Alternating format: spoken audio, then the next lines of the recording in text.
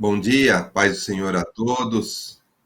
Sejam todos bem-vindos. Somos da Quarta Igreja Presbiteriana Renovada de Osasco, Família em Oração. Estamos fazendo aqui o estudo bíblico das cartas de Paulo e nós estamos estudando a segunda carta aos Coríntios. Eu vou pedir aqui para o Vilmar fazer uma oração e aí depois a gente vai passar a palavra para o Edgar, que está conduzindo aqui os estudos desta carta. Vilmar, você pode fazer uma oração para a gente aí iniciar? Posso sim. Vamos lá. Pai amado, querido Deus, obrigado, Senhor, por essa noite de descanso, Pai, e por esse dia que o Senhor nos proporcionou, Pai. Pai, que o Senhor venha nos abençoar com esse estudo, Pai, que o Espírito Santo venha tocar em cada um de nós e nos ilumine, Pai, para que nós possamos conhecer um pouco mais a sua palavra, Pai. Abençoe a cada um que está aqui, a cada um que verá esse estudo no futuro, Pai, e também aqueles que não puderam, Senhor, participar, Pai. Que o Senhor esteja dando entendimento, Senhor, para os professores e para todos nós aqui. É o que eu te peço, em nome de Jesus. Amém. Amém. Obrigado, Vilmar. Então, nós vamos passar aqui para o Edgar. Nós estamos no capítulo 6, né? A gente está na segunda carta de Paulo aos Coríntios. A gente está no capítulo 6. A gente já leu os versículos de 1 a 6, né? A gente já fez aí uma conversa. A gente vai ler do 7 para frente, a partir de hoje. E aí o Edgar vai estar conduzindo aí. A gente vai lendo e vai fazendo as considerações aí. Quem tiver dúvida, pode conversar aí e pedir para falar, a gente vai conversando. Edgar, fica à vontade aí. Vamos lá? Vocês estão ouvindo bem? Estou ouvindo bem.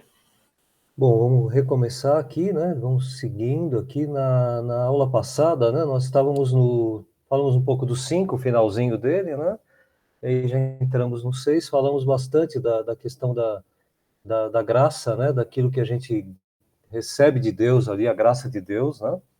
E que por muitas vezes, por negligência, até mesmo por comodismo, por tempo na igreja, em que você acaba não trabalhando mais, né? Deus te dá tantas coisas, né?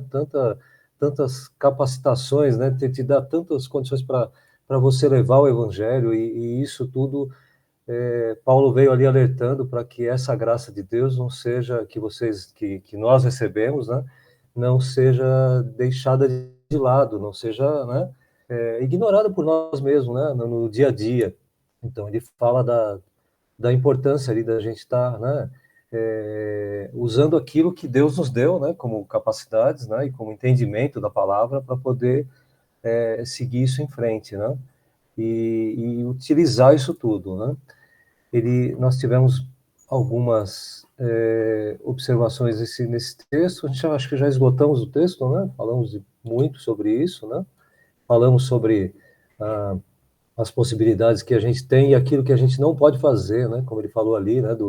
Da questão mesmo de não atrapalhar ninguém, né? Pelo nosso posicionamento na igreja, a maneira de agir, que não venhamos a atrapalhar ninguém nessa caminhada também, né? É quase aquela coisa, né? O que não junta espalha, o que não, né, não ajuda atrapalha, e a gente tem que sempre estar ciente disso, né? Tal. Então, a gente, na igreja, talvez tenhamos que estar mais atentos a isso, né? O que a gente tem feito com essa graça maravilhosa que Deus nos dá, né? Essa fonte inspiradora diária, né? E o quanto a gente tem recebido, o quanto a gente tem dado no sentido de orientação e ajuda, né? Isso é muito interessante. Agora nós vamos seguir aqui no Coríntios 6, 5, de 5 a 6, né? É um trecho aqui curto, né? Esse nós não tínhamos passado ainda, né, Marcelino, na aula passada, não chegamos, né? Chegamos sim, Chegamos a ler, né? Lemos. Sim. Daí a gente pode seguir aqui, mas só para introduzir o resto do texto, né? Uhum. Eu coloquei mais algumas observações em cima desse texto da aula passada, né? Porque eu acho que algumas coisas a gente talvez tenha que frisar. Não necessariamente eles estão, assim, inseridos ali, né? De uma forma que você lê esse texto, né? Tanto que tem um texto de Gálatas que eu vou citar ali, que ele praticamente foi citado ali por Paulo, né? entendendo que essas cartas de Paulo, elas estavam sendo inspiradas por Deus ali, e ele tinha um momento correto, o momento certo para aplicar elas na igreja, né? Para colocar elas na igreja. É como se você tivesse ali inspirações de Deus ali durante um tempo. Ele tem ali de 40 e poucos depois de Cristo ali, até a época da morte dele, todo esse tempo em que ele esteve ali trabalhando, né, na obra e escrevendo, inspirado por Deus escrevendo ali, ou auxiliado, né, por alguns sendo redigidas ali as cartas. Então, no momento oportuno, no momento correto, no momento que era interessante para ele, com a inspiração de Deus, aplicar as cartas em tal igreja, em tal situação, ele aplicava, né? E ele não perdia tempo, e mesmo assim ele era incompreendido pelo que ele escrevia, às vezes, né? Então é mais ou menos o que a gente faz hoje, né? No tempo certo você vai lá e corrige, ou você vai lá e fala da palavra de Deus para tal pessoa, e nem sempre aquela pessoa recebe de uma maneira interessante, mas aquilo vai surtir efeito durante o tempo. Então, para ele, aquele tempo é o tempo correto. E às vezes, para a pessoa que está recebendo, ela tem aquela facilidade do relutar: não, isso não é para mim, isso eu não quero saber disso, eu não gosto das coisas da igreja, eu não gosto de crente. Então já a pessoa começa a ter uma reação contrária, porque para ela não é aquele momento, mas ele, ali inspirado por Deus, ele foi naquele momento e falou: é isso, vocês estão sendo enganados pelos falsos mestres, tá? Pelos falsos pastores, pregadores, né? Vocês estão sendo enganados. Isso está desvirtuando daquilo que vem o Evangelho a anunciar para vocês, sendo anunciado para vocês. Então, ele veio para corrigir tudo isso. E no 5 e 6, no 5, ele conta ainda, ele ainda está falando ainda daquilo tudo que ele sofreu, né? De tudo aquilo que ele passou pelo Evangelho, pela maneira em que ele conduzia as coisas de Deus, de uma maneira zelosa ali, uma maneira dedicada, e não era uma maneira em que às vezes a gente pensa: eu sou mais ou menos cristão, eu tenho uma postura mais ou menos assim, dependendo da situação. Não, ele tinha uma postura assim, sim, não, como nós já vimos nos outros textos, né? Os outros textos explicavam muito bem ali: sim, não, sim, agora eu vou falar para vocês. Mas você vai ser chicoteado. Vou falar. Agora você não vai conseguir alimento, mas eu vou falar da palavra. Então ele não teve aquele: primeiro eu vou me alimentar, vou dormir, descansar, depois mais para frente eu falo, porque aí eu já fiz tudo isso e aí eu não vou padecer por isso. Não, no momento correto ele falava, né? Custe o que custar, ele levava o evangelho, né? Então ele fala ali, né? Ele vai alertando aqueles que estão por ali da firmeza ao anunciar o evangelho, né? Custe o que custar. Às vezes a gente fica pensando: mas se eu for lá, eu vou ser rejeitado. Se eu falar agora aqui de Deus, as pessoas não vão conversar mais comigo. Sabe? Então a gente precisa tomar um pouco de cuidado, porque o zelo com a palavra também é aplicá-la no momento correto, né? E ele fala ali, né? Do que ele padeceu. Mas aí interessante que no 6 ele fala que por meio dessa pureza ao anunciar, sem, sabe, ser corrompido por nada do que acontece, né? Pelo conhecimento, que diz ali, esse conhecimento dos mistérios do Evangelho mesmo, daquilo tudo que está encoberto para muitos, né? Mas que você, ao ler a palavra revelada ali para você e ao entender, né, aquilo que a gente tem, o Milton está falando do semear, né? Semear com amor, a gente vai falar isso, Milton, daqui a pouco. O Marcelino está falando, aliás. Isso é interessante. Essas coisas que eram anunciadas por Paulo ali, então ele diz ali: pela pureza, pela maneira que ele estava contando tudo aquilo, né, sem a ser corrompido, pelo conhecimento espiritual, ao ler a palavra, no caso dele lá, ao ser inspirado pela palavra, né, e também orientado por aquilo tudo que já havia sido dito no Velho Testamento, e que eram direções, caminhos a seguir, né, profetizados já durante os textos bíblicos, né? Então ele conhecia tudo isso tudo foi revelado para ele, né? E aí ele falava com esse conhecimento, né? Com essa paciência, né? Ao receber situações, né? Encontrar situações adversas, continuava na perseverança, na paciência, né? Na delicadeza. A gente vai ler um pouquinho sobre isso, porque tem uns textos interessantes que trocam essa palavra delicadeza, e às vezes a gente não entende muito bem essa palavra, né?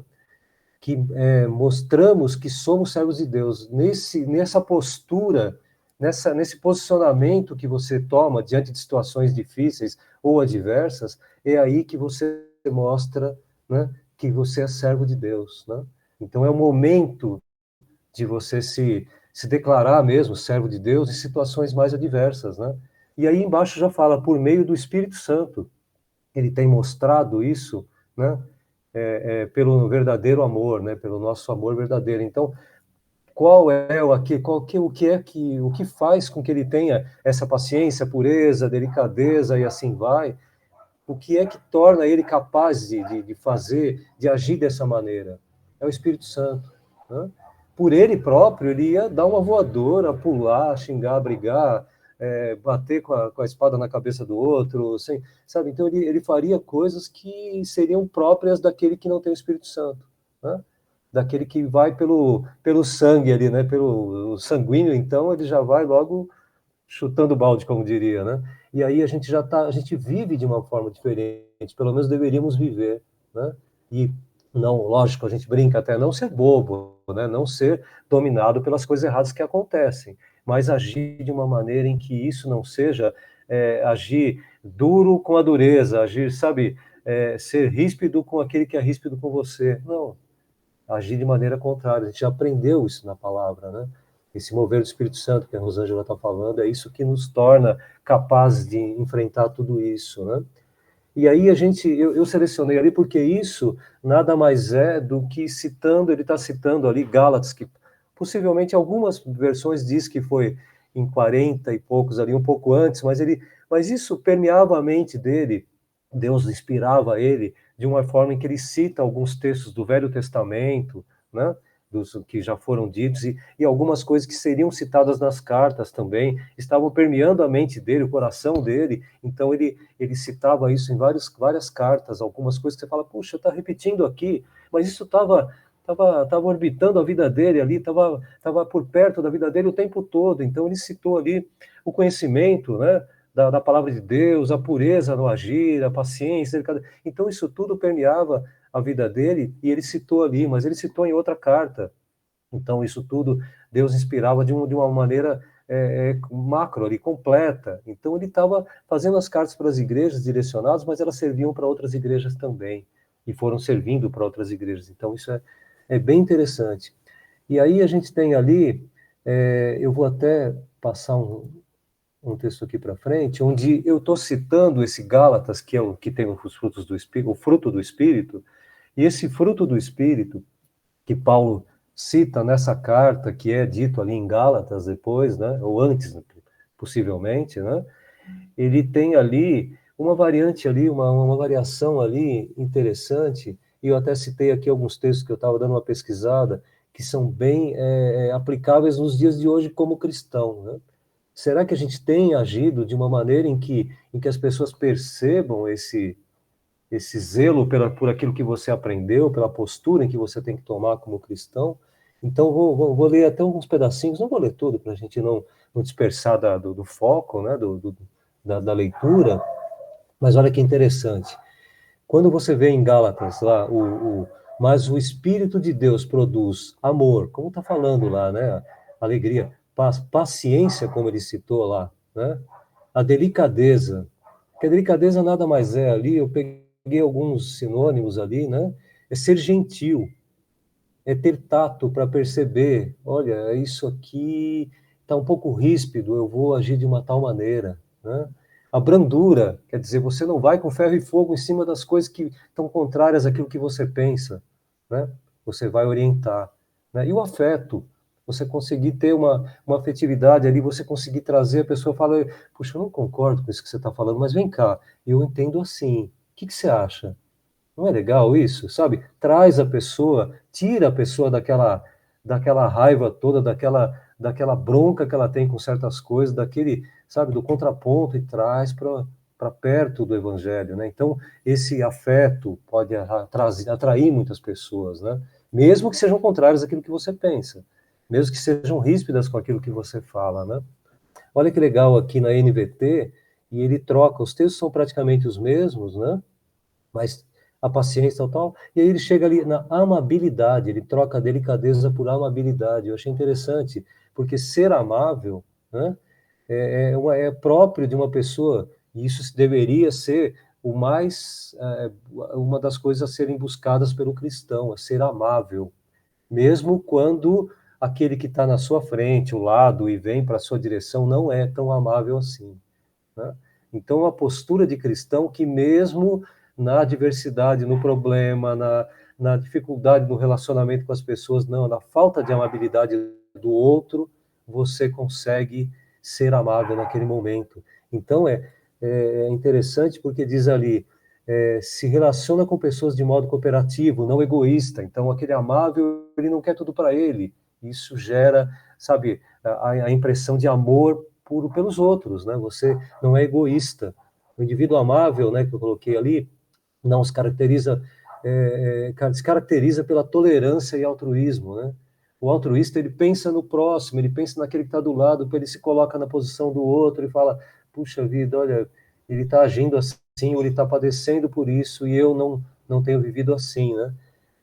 E a gente está reagindo o tempo todo, né? Marcelino, fale aí. Pastor levantou a mão. Ok. Fale aí, pastor, está sem som. Deixa eu... Que interessante esses dois versículos aqui, que é uma lição prática para nós, em resumo, o que Paulo está sugerindo, né? Então, aqui nós observamos quando ele fala das provas que nós passamos, então Paulo aqui está recomendando o que para nós? Que é muito importante, fidelidade. Fidelidade não é no momento que está tudo certo.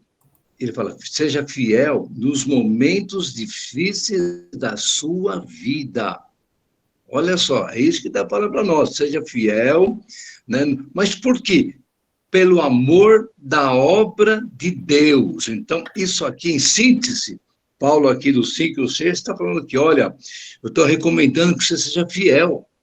Fiel nas provas, nas angústias, nos açoites, em tudo, seja fiel a Deus, porque ser fiel quando tudo está dando certo é fácil. Então, a lição para nós, que nós devemos aprender aqui, irmãos, é isso aí, temos que ser fiel nos momentos difíceis que nós passamos. Amém. Mas por amor à obra de Deus, por amor à obra de Deus. Então, eu só queria falar sobre uma síntese desses dois versículos, 5 e 6, que Paulo está falando, ele está sugerindo fidelidade, e é coisa muito difícil, não é fácil não. Você ser fiel a Deus quando tudo está dando certo, amém, mas quando você está sendo provado, aí não é fácil, mas é isso que Paulo falou, olha, está provado por amor da obra de Deus, e você consegue vencer, amém. Amém, a fidelidade, né, pastor, imagina então, você que trabalhou na RCA Victor, a alta fidelidade, né? O hi-fi, tinha alta fidelidade, era perfeito o som, então, assim, coisa de antigo, os novos não vão entender o que é isso, né, pastor? O hi-fi não... É verdade. Mas, assim, mas é alta fidelidade mesmo, não é? Tem que ser fiel, é isso aí mesmo. E o som é perfeito, né? Não tem, né? Então, fidelidade vem de som perfeito, quando né? surgiu, de ouvir o som, quando fala som perfeito, é o som da voz de Deus para o nosso ouvido. Sim, sem ruídos, sem aqueles ruídos que interferem, né, a visão, a audição, né? E você sabe quando está tendo ruído? Quando você não está sintonizado na palavra de Deus. Está misturando a palavra de Deus com outras palavras, né? Por isso que no culto nós temos que estar sintonizado, né, na frequência que Deus está falando. Sim, amém. E aí a gente tem ali, na sequência ali, Peraí só um segundo. E aí eu vou na sequência aqui, no texto que, esse texto aqui é da KJV. Ele tem a benignidade. Benignidade seria assim como algo que... Está aqui falando... Milton está comentando aqui sobre realizar o desejo do coração mesmo, né? Buscar o tempo todo, esse desejo de Deus, né? O Marcelino quer falar? Marcelino? Pode seguir. Posso seguir? Pode. Ok. Nós temos ali a benignidade, que é algo que a gente, às vezes, também não tem, assim, usado o tempo todo como cristão, né? Ser benigno. Porque, às vezes, o cristão, ele fala da palavra de Deus aqui e ali, mas ele, em determinados momentos, ele tem uma maneira de agir que provoca situações ruins, né? Então, aquele que fica reclamando, né? Porque as coisas não deram certo. Então, mesmo com toda a certeza de que Deus tem o melhor para você, de que mesmo que aconteçam coisas que não são de acordo com a sua vontade, mesmo assim você fala, puxa, mas se não aconteceu, Deus estava no controle, e isso tudo faz parte da minha vida, e eu vou encarar como uma coisa que vai acontecer, e que Deus continua no controle por isso, mesmo assim, né? Mas não, a gente reclama, então é como se fosse maligno, nós somos reclamões no sentido de o tempo todo, não tá bom o som, não tá bom minha vida não tá boa, meu trabalho não tá bom, meu carro não tá bom, minha casa, sabe, a gente nunca tá contente. E materialmente, fisicamente, isso é comprovado, o ser humano nunca vai estar contente. Ele tem uma mansão, ele quer uma mansão maior, ele quer um carro, um Porsche, super Porsche, ele quer um Big Super Porsche, ele vai numa igreja bonita e grande, ele quer, não, eu quero uma igreja maior ainda, que tem o melhor som do que essa. Ele vai, sabe, então a gente nunca vai estar contente, nunca, isso é natural, né? É carne, a gente está sempre querendo melhor, né? Para trazer isso até instintivo, até, né? Para que quanto mais você ajunte, mais você tenha reservas, mais isso tudo vai te dar condições, garantias para continuar vivo, né? Materialmente, né? Eu estou falando. Então isso a gente nunca está contente, né? Isso eles explicam de uma forma psicológica aí que isso tudo é natural do ser humano, né? Mas ser benigno seria algo como além de não fazer o mal, né? Você fazer o bem, praticar o bem, porque tem gente que fala, eu não faço mal para ninguém. Você faz o bem? Não, eu não faço mal para ninguém. Ah, que bom, tá, mas isso deveria ser um princípio natural do ser humano, não é do cristão, né? Ah, não vou roubar, eu não faço isso, eu não faço... Tá, mas isso deveria ser normal. Eu não desrespeito ninguém. Como se respeito fosse alguma característica do cristão só, né? Deveria ser do ser humano, né? Então, a benignidade seria algo que seria a prática do bem constante, não só a ausência do mal, seria a prática do bem, a presença do bem na sua vida. O bem, não digo a Rose que está lá embaixo, meu bem lá, tal, não é isso aqui, mas o bem que esteja presente o tempo todo, né, na sua vida, essa prática do bem, essa benignidade, né, que algo que seria imaginar tem o fruto do espírito, e um dos frutos, né, um dos gomos desse fruto seria a benignidade, né, e que ele está citando lá com uma delicadeza, né, o de possuir é interessante, viu, Mar? E eu acho assim que tem algo que a gente também não pratica às vezes, que seria não desistir de pessoas. Então, ser benigno, sempre estar tentando buscar pessoas, né?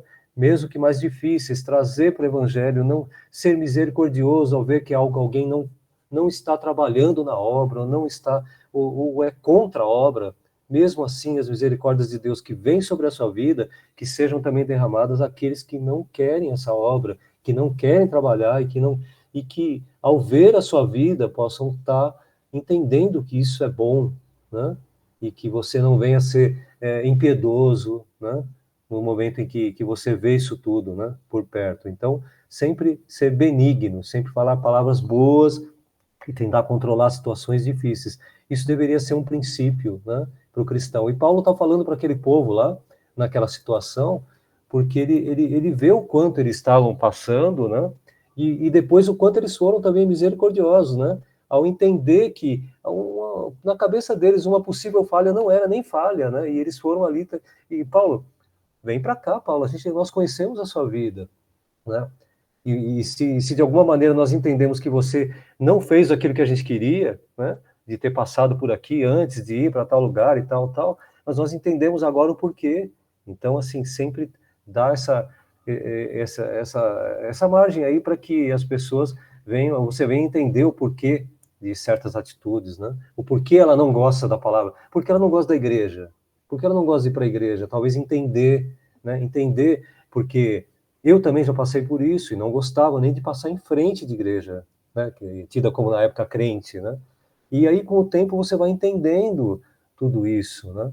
E aí você também aplicar para as pessoas que não buscam a igreja hoje, né? Aí, essa parte a gente pode, acho que passar, né? Talvez alguém queira comentar, mas eu acho que a gente já pode ir para frente, tá? Nós temos agora, nós estamos entrando num outro bloco, né? Que é esse bloco que vai do 6 até o 8, né? E que ele tem, dos 6 que nós já estávamos lendo aqui no anterior, né? E que nós terminamos agora. E agora a gente tem aqui seria do 7 ao 8, né? Em que Paulo começa a falar algumas coisas interessantes também, né? Na maneira em que a gente se comporta também, até mesmo dentro da igreja, né? E enfrentando situações em que somos atacados, né? Atacados em todos os sentidos, né? Atacados no dia a dia, né? Como cristãos, né? Então, quando Paulo fala ali no 7, você quer ler, Marcelino? Vou ler o 7. 7 Tá. e 8. Vou ler o 7 e 8. 7.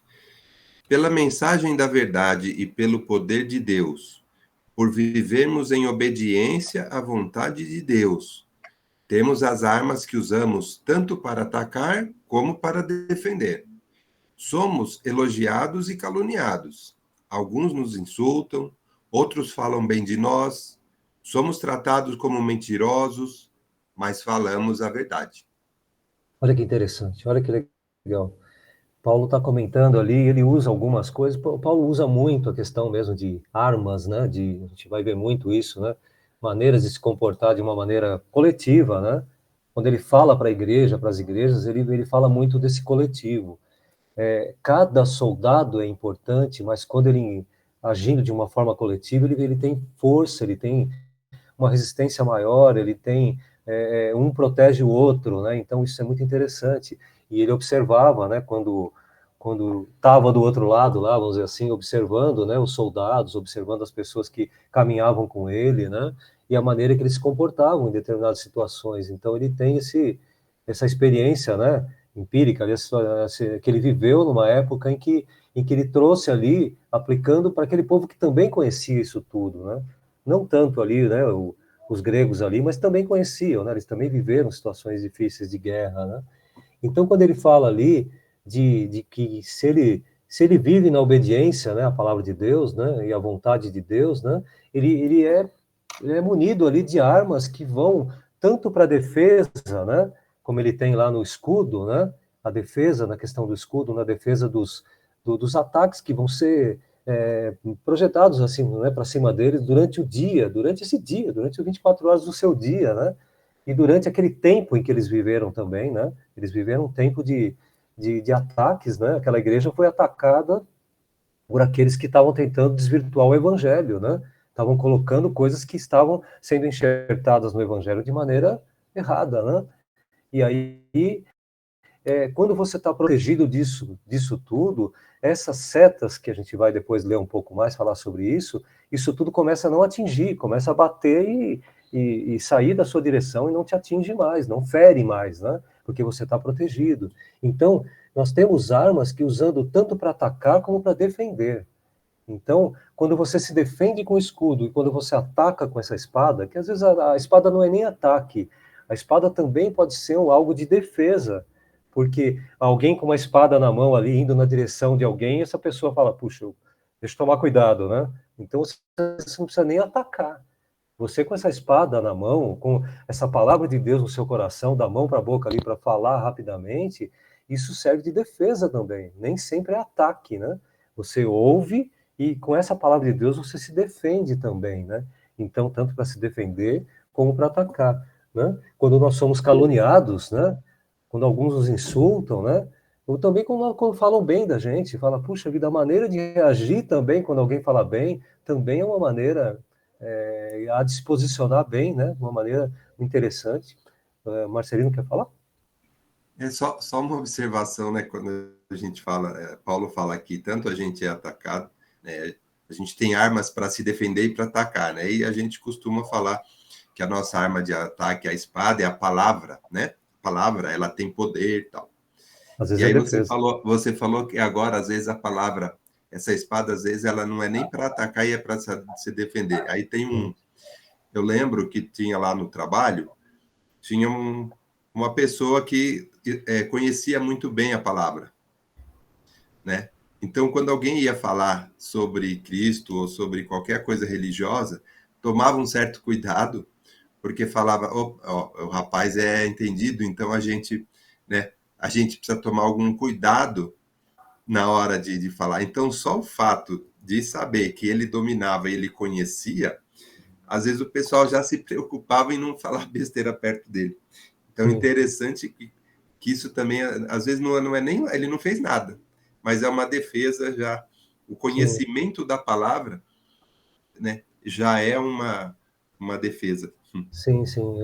A gente vai aí ouvir algumas coisas, Paulo falando em alguns determinados assuntos aí, em outros textos, em outras cartas até, sobre a questão mesmo de manusear bem essa palavra, né, de saber, né, porque não adianta você se me colocarem na guerra com um escudo daquele, uma espada, eu vou morrer em 30 segundos, né, talvez até caindo, né, nem lutando, né, talvez eu tomando um tombo com tudo isso e morrendo, caindo o escudo na cabeça e batendo a espada. Então a gente o interessante é ter essa armadura, né? Mas isso tudo sempre você se preparando para lutar com ela, você tendo treinamento, né? Você treinando com a palavra ali, ouvindo e praticando essa palavra, isso é o treinamento para você estar agindo sempre no momento correto. Então não adianta também você ter a parte teórica, como manusear a espada, como manusear o escudo, e aí você não pratica, você não treina.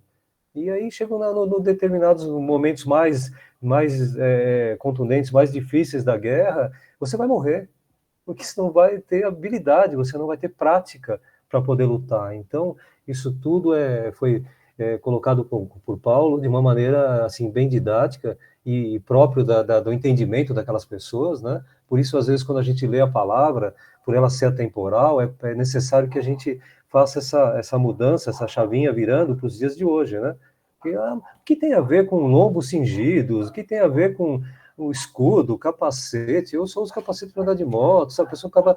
Aí você começa a relacionar, mas espera aí, quando você tem uma pilotagem de uma moto defensiva, você se desvia de problemas no trânsito, né? Quando você tem o capacete, no caso de um acidente, não atinge sua cabeça, sua mente fica preservada. Então você coloca nos dias de hoje o que seria o capacete, o que seria a defensiva ali, a espada, onde você também pode, de uma maneira, atacar ali no trânsito sem ser atingido, porque de uma maneira correta você se posiciona no trânsito onde nada acontece com você, e se acontecer não é culpa sua, aconteceu, e aí você vai reagir da maneira mais correta possível. Peraí, eu estou na minha razão aqui como motorista, como piloto de moto, né? Então, há de se observar, né, o acompanhamento da palavra de Deus para agir de uma maneira correta em determinados momentos, né? Como diz ali naquele texto de Hebreus, né? Eu não estou tentando não fugir um pouco de Coríntios, mas ele acaba remetendo para esses textos, porque os textos bíblicos estão muito interligados, né?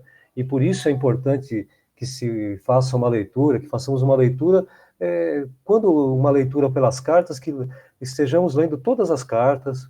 Quando você vai para uma leitura mais de salmos, leia todos os salmos, porque por vezes você tem essa repetição de textos, interligados os textos, né?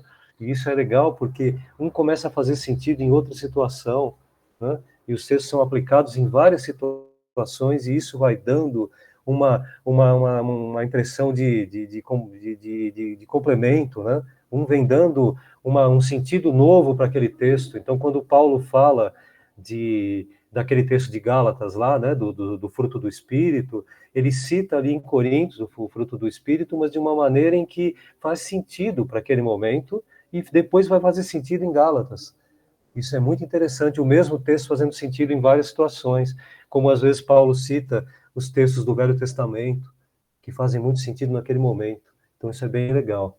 Por isso, é importante conhecer a palavra de uma maneira completa, para que você possa alinhavar tudo isso numa conversa, para que você possa trazer à mente daqueles, eu lembro desse texto aqui, em 2 Reis, eu lembro dele, olha, ele está falando aqui, mas esse texto aqui é Reis que está falando, olha que legal, ou é algo do Velho Testamento, então você consegue identificar, isso é interessante, né? A sua mente começa a trabalhar de uma forma interligada ali, né? Isso é bem legal. E ali em Hebreus, que é o texto para mim, esse é o texto da minha conversão, né? Esse é o texto-chave para a minha vida, e eu levo ele como texto base, né? Como diria ali, né? Texto, né? E eu não tenho a menor dúvida disso, que eu me converti ouvindo esse texto, né? Numa pregação, e ele fala dessa espada, que é a palavra de Deus, né? E que pode nos livrar de muita coisa, pode nos livrar dessa falta de autoconhecimento mesmo, de conhecer, de saber quem você é e o que, até onde você pode chegar, mas que quando você conhece a palavra de Deus, ela é capaz de te dar esse fino, esse fino fio ali, a diferença entre isso é carne, isso é espírito, isso é meu desejo, isso é o desejo de Deus, e aí você começa a identificar isso. Opa, eu estou indo aqui pelo que eu quero, mas não é o que Deus tem para minha vida. Você começa a identificar. Então, quando diz lá que a palavra de Deus é viva, é eficaz, né? Mais cortante do que qualquer espada de dois gumes, que era aquela espada que vem e corta ali, abre dos dois lados, né? Ela vem ali penetrando mesmo, ela atravessa uma pessoa, ela atravessa, né? Então, é algo que tem um poder de penetração no sentido de atingir o vital ali, né? Aquilo que é vida e morte, né? O vital. Então essa espada era muito conhecida por quem lutava, né? E ela penetrava ao ponto de dividir entre alma e espírito aquilo que é de Deus e aquilo que você está pensando, né? E aquilo que realmente juntas e medulas que são do corpo, e aí é desejo físico, né? É desejo seu e não propriamente aquilo que Deus tem para sua vida, né? Então você consegue discernir, como diz ali em Hebreus, entre pensamentos, né? Discernir os pensamentos e propósitos do coração, né? E às vezes aquelas coisas que você consegue identificar, puxa, isso aqui está estranho, eu estou querendo estudo. Para que eu estou querendo estudo? Por que eu quero um cargo? Por que eu quero dinheiro? Por que eu quero uma promoção? Por que eu quero ganhar mais dinheiro? Ah, mas eu quero dar boas coisas e tal. Será? Será que é só isso? Que desejo é esse que você quer ser rico? Que desejo é esse que você quer ganhar o mundo? Né? Ganhar prestígio? Que maluquice é essa que você, cristão, né? Que tem a sua vida voltada para as coisas de Deus, né? Que você tem a sua vida nas mãos de Deus? Que desejo louco é esse de você crescer e ganhar e conquistar e tal? E aí Deus fala, você vai perder sua vida, né? Você vai perder a sua alma. Então, assim, muito cuidado, né?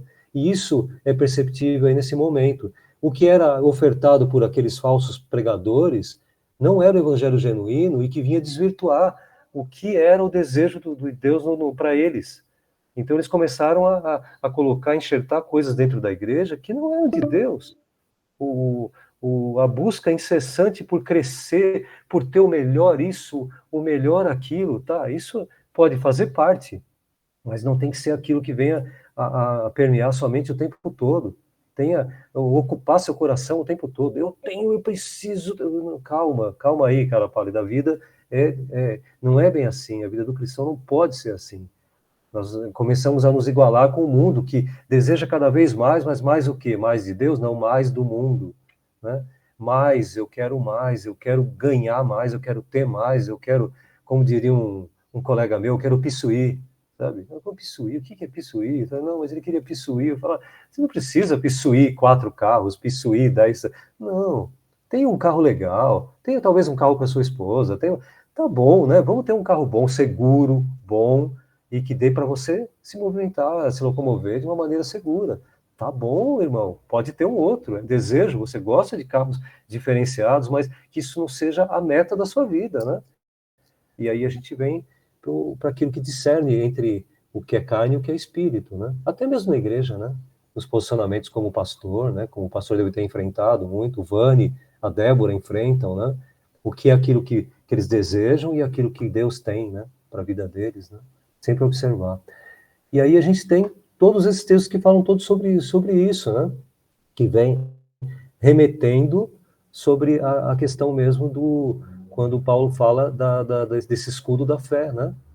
Que tá ali, você está ali, uma das lâminas, a lâmina principal é Jesus Cristo ali. Então, nessa couraça que reveste esse escudo, feito por homens, está Jesus Cristo, e é Ele que vai te dar, né, a fé nele, a fé que isso tudo vai te proteger, a fé que esse Jesus Cristo, nesse escudo, vai te proteger o tempo todo desses dardos que a gente vai ver lá inflamados do maligno durante o dia. Essa proteção, porque Cristo vai estar com você e ele vai te proteger sim. Você vai falar, puxa, mas aconteceu tal coisa, isso vai fazer parte da sua vida, mas ele vai sempre te manter firme no propósito que ele deu para sua vida, você vai estar sempre firme.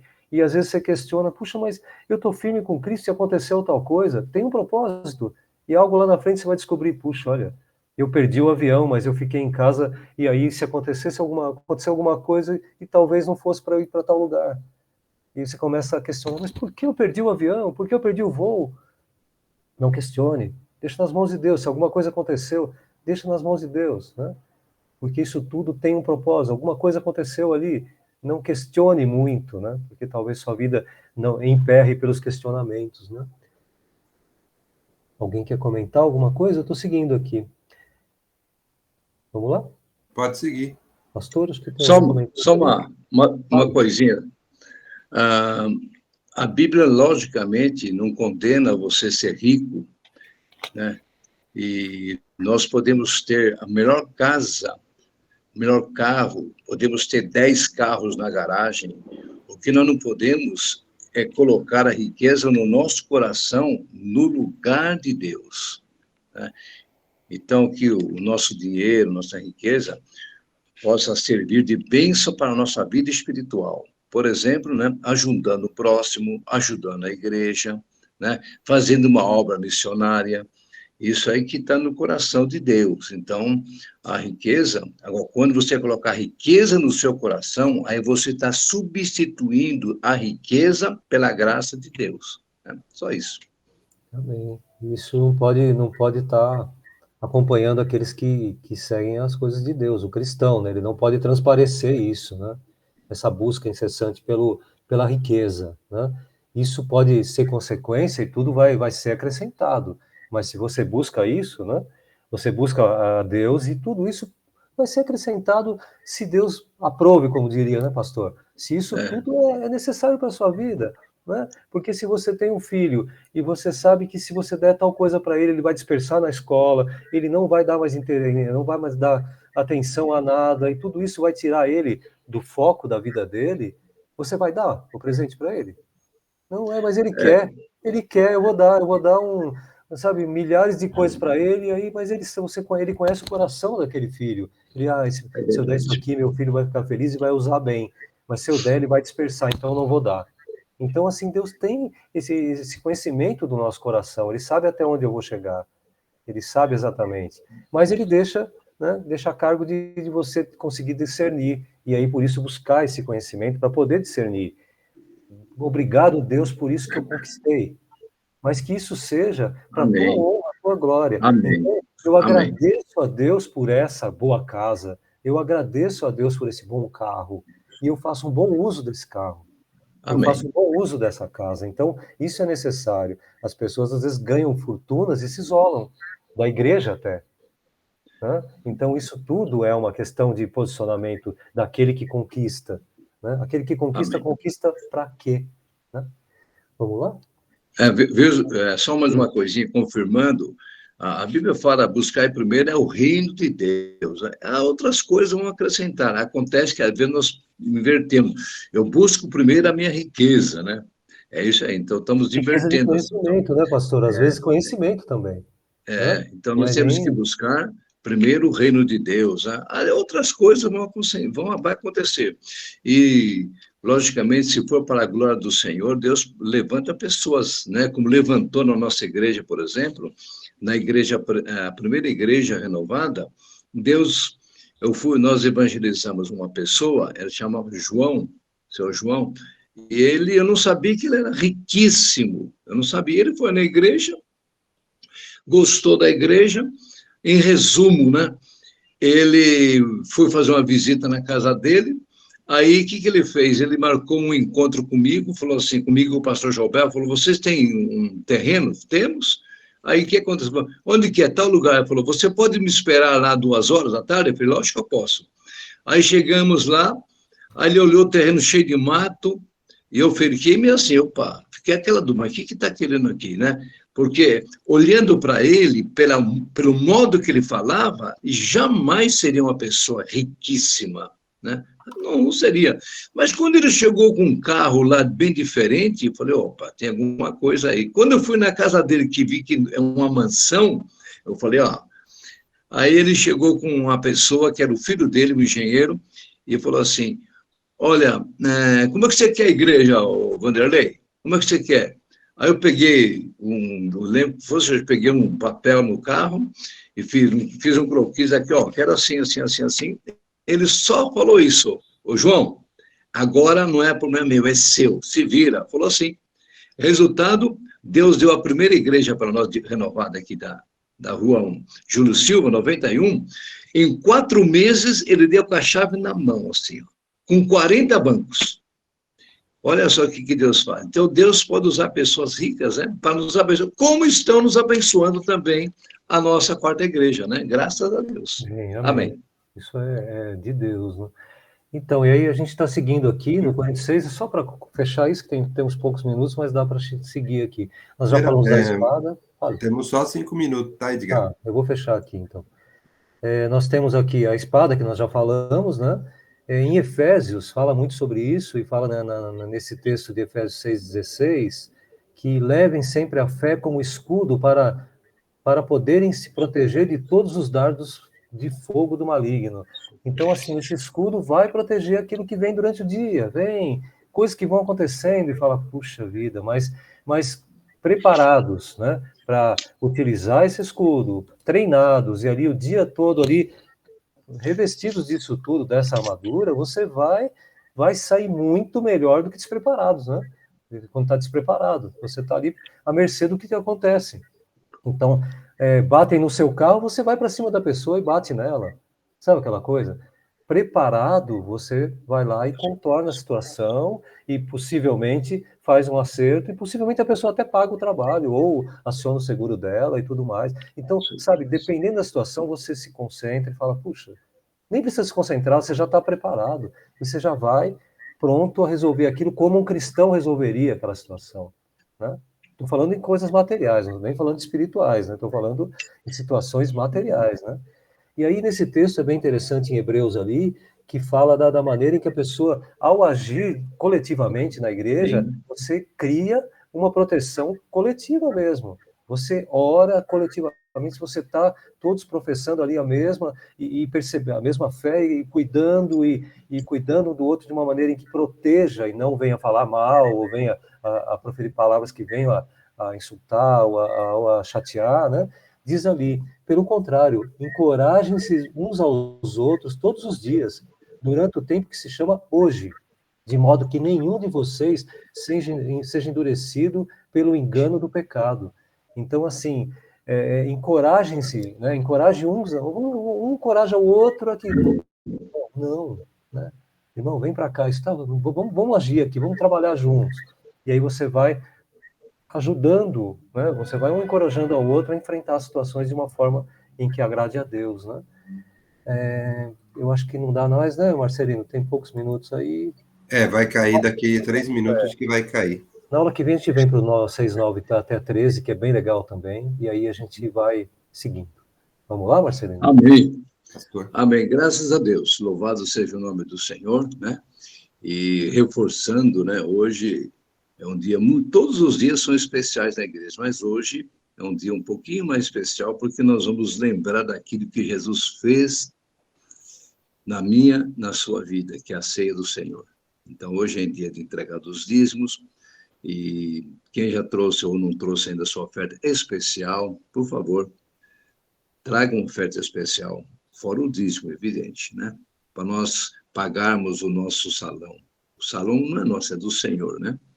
Então, hoje vai ser um dia de muita bênção. Que Deus seja louvado e que o Senhor esteja abençoando todos que estão ouvindo a escola dominical e aqueles que ouvirão também, né? Que possam aprender coisas maravilhosas e colocar em prática, porque a dificuldade da pessoa nossa não é você ouvir, é colocar em prática. Então, isso é a maior dificuldade, que o Espírito Santo nos dê força para nós colocarmos em prática aquilo que nós aprendemos. Pai amado, obrigado. Pai amado, pela vida do Edgar, do Marcelino, obrigado por todos que estão participando. Pai amado, que esse domingo seja domingo de muita bênção, de muita vitória, de muita conquista. Abençoe todos nós, Pai amado, e abençoe o culto de hoje à noite, que haja um poder sobrenatural na vida de todos que estarão na igreja. Pai amado, vem incomodar aquelas pessoas, Pai amado, que não valorizam os cultos da igreja, Pai. Vem incomodar, falar, mostra a importância de estarmos juntos, unidos, para louvarmos o teu nome. Obrigado, Pai, e a graça do nosso Senhor e Salvador Jesus Cristo, o grande amor de Deus, nosso Pai, a eterna e bendita consolação do Espírito Santo de Deus, seja repousando sobre todos nós, agora e para sempre. Amém! Amém! Deus te abençoe! Amém. Shalom, Adonai! Fica na bênção! Deus abençoe a todos. Amém. Amém! Amém. Amém. Até, mais tarde.